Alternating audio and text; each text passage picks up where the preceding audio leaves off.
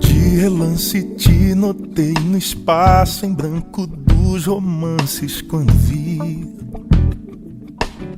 eu te quis. Algo estranho, inexato, curiosidade transportou-me aqui por você. Já te conheci, eu não sabia tantas coincidências nos dizendo que estamos unidos. E agora tanto faz, juntamos nossas histórias sem expectativas reais.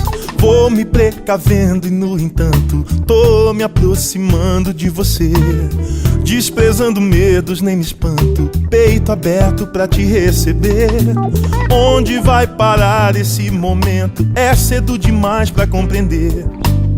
A cumplicidade me alivia, a alegria e paz quando as palavras nos mantêm.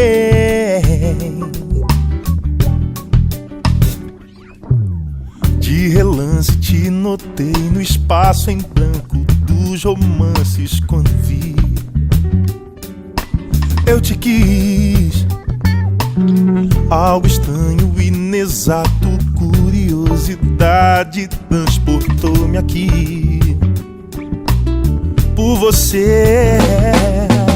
Já te conheci, eu não sabia tantas coincidências nos dizendo que estamos unidos. E agora tanto faz, juntamos nossas histórias sem expectativas reais. Vou me precavendo e no entanto tô me aproximando de você, desprezando medos, nem me espanto, peito aberto pra te receber. Onde vai parar esse momento? É cedo demais pra compreender.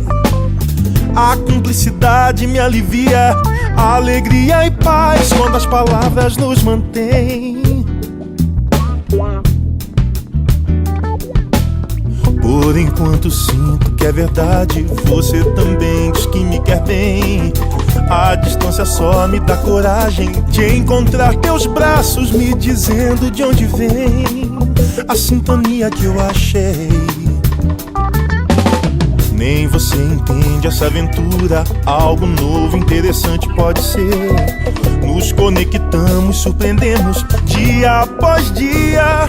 O que mais vamos viver? Tudo pode acontecer.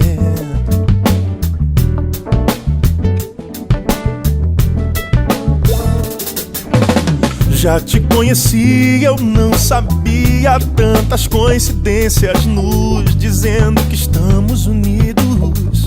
E agora tanto faz, juntamos nossas histórias sem expectativas reais. Vou me precavendo e no entanto tô me aproximando de você, desprezando medos, nem me espanto, peito aberto pra te receber. Onde vai parar esse momento? É cedo demais pra compreender.